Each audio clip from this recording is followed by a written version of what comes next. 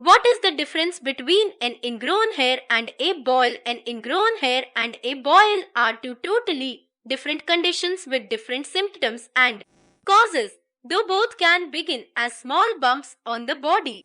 Ingrown hairs occur when a hair starts growing into the skin, and they usually result in very small red bumps.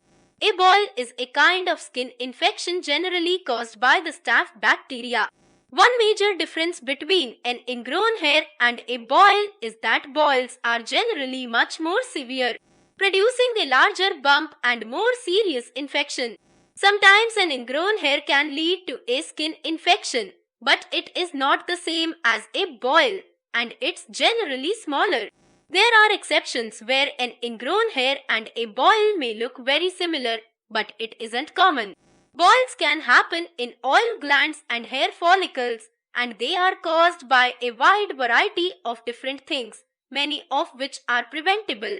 Ingrown hairs often occur in areas where the clothing confines, like the underwear, and they are often caused when people don't follow the right procedures during shaving. Boils can actually be a sign of some fairly severe disorders, including diabetes and conditions that weaken a person's immune system. There are also some relatively benign and preventable boil causes, and just about anybody can occasionally develop a boil. One common cause of boils is bad hygiene, which can result in bacterial buildup in certain areas of the body.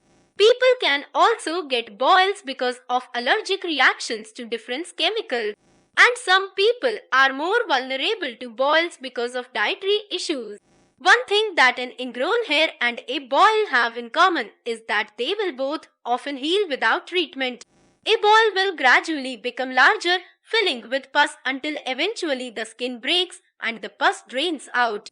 After that, a person will generally recover without difficulty.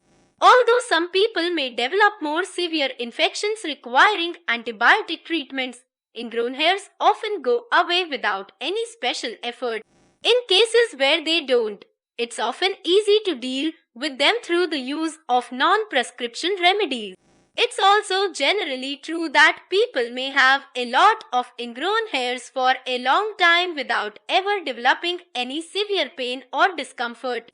So individuals may not realize they have a problem with them, especially if the bumps aren't in a readily visible area.